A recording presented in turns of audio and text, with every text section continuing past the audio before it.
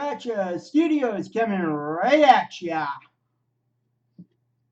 William Osser Xavier Cook, October 8, 1895 – May 5, 1986, was a Canadian professional ice hockey right-winger who played for the Saskatoon Crescents of the Western Canada Hockey League, WCHL, and the New York Rangers of the National Hockey League, NHL.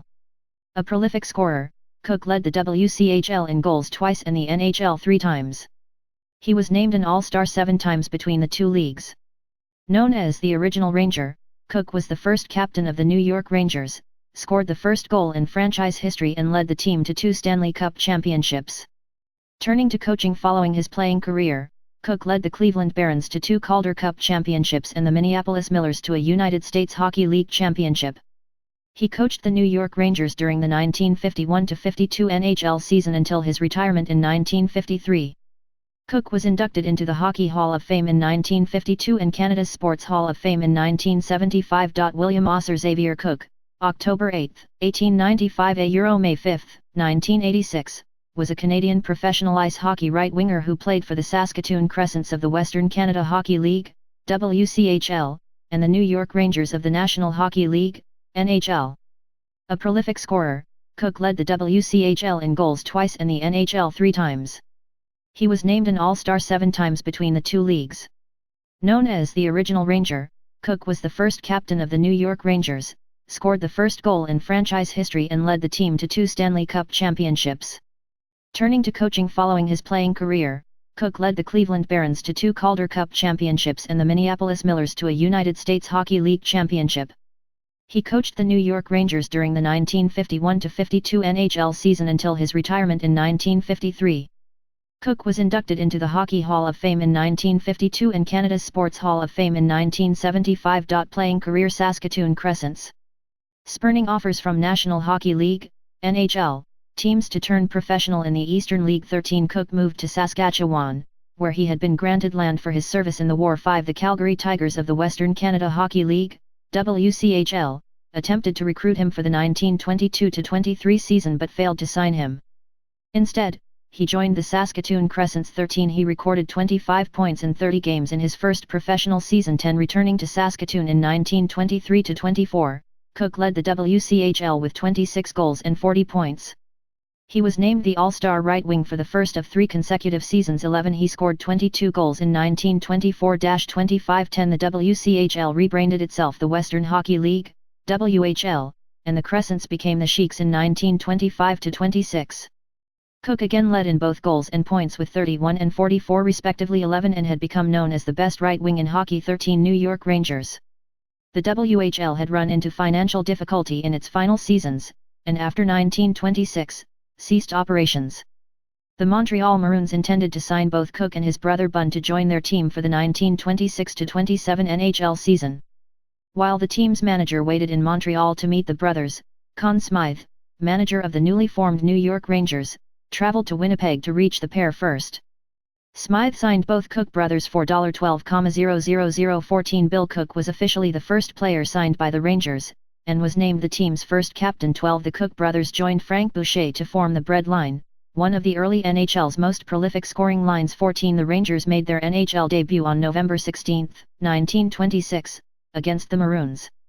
Cook scored the franchise's first goal, which also stood up as the winner, in a 1-0 victory. 15 Appearing in 44 games, he led the league in both goals, 33, and points, 37-16. He finished as the runner-up to Herb Gardner of the Montreal Canadiens for the Hart Trophy as the NHL's most valuable player. 17 The Rangers finished first in the American Division, but were eliminated by the Boston Bruins in the playoffs. 18 Cook recorded 24 points in 1927-28, the 7th highest total in the League. 5 The Rangers again qualified for the playoffs, where they defeated the Pittsburgh Pirates, Boston Bruins, and Montreal Maroons to win the franchise's first Stanley Cup championship. 19 The Bread Line scored every Rangers goal in the 1928 Stanley Cup Finals. 23 points in 1928-29 again placed Cook 7th in the League. 5 The Rangers defeated the New York Americans to reach the 1929 Stanley Cup Finals, but were defeated by the Montreal Canadiens. 20 Cook led the Rangers and finished 4th in league scoring in 1929-30 and 1930-31 with 59 and 42 points respectively. 5 In 1931,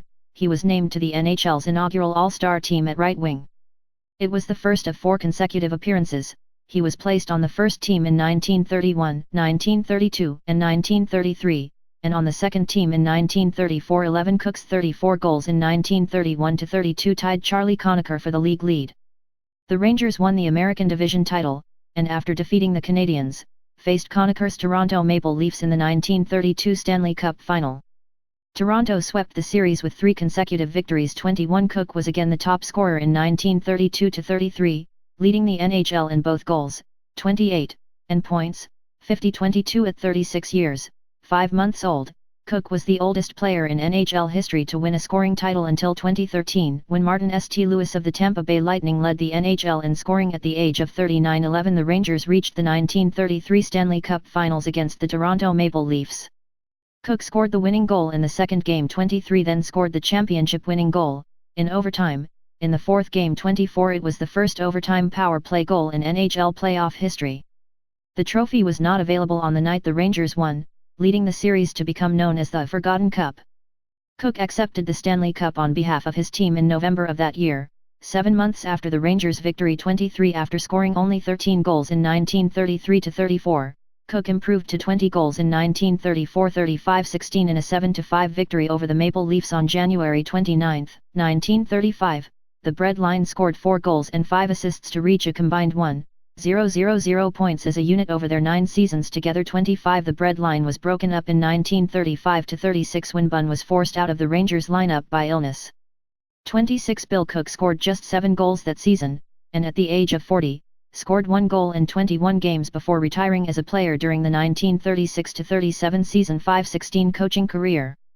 Turning to coaching, Cook took over as the manager of the Cleveland Barons in the International American Hockey League, IAHL, in the 1937-38 season. 27 He inherited a team that had struggled the season before and led it to a respectable season, winning 34 of 50 games played combined between the regular season and playoffs. 28 Cook was pressed into service as a player as a result of injuries.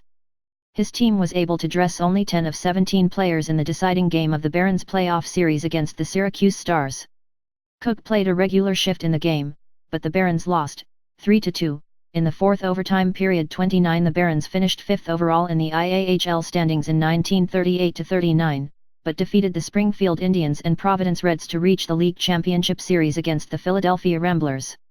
They won the best-of-5 championship 3-1 to claim the Calder Cup. 30 Cook coached the Barons to a second Calder Cup in 1940-41, defeating the Hershey Bears in the final. 31 Cook remained behind the Barons bench until the conclusion of the 1942-43 American Hockey League, AL, season. 11 He then turned coaching duties over to his brother Bunn, but remained the team's general manager. 32 Cook left the Barons to join the Minneapolis Millers of the United States Hockey League, USHL, in 1947. He coached the team for 3 seasons, leading the team to the Paul W. Loudon Trophy as league champions in 1949-50. 12 He moved on to coach the Denver Falcons, also of the USHL, in 1950-51. Then the Saskatoon Quakers of the Pacific Coast Hockey League, PHCL. The following season 7 Cook left the Quakers midway through the season when asked by Frank Boucher, general manager of the New York Rangers, to return to the NHL club as its head coach. 33 He coached the final 47 games of the Rangers' 1951-52 season, winning 17, losing 22 and tying 8.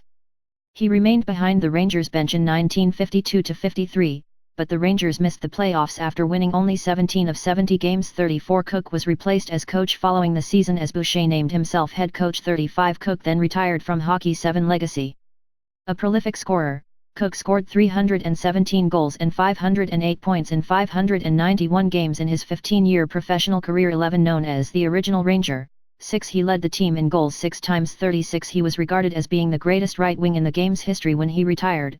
28 An opinion former teammate Frank Boucher retained many years later, Bill was the finest all-round player in Ranger history. And he's my choice as the best right-winger hockey ever knew. Despite the fact that others disagree and give their votes to Rocket Richard or Gordie Howe, I say Cook topped them both.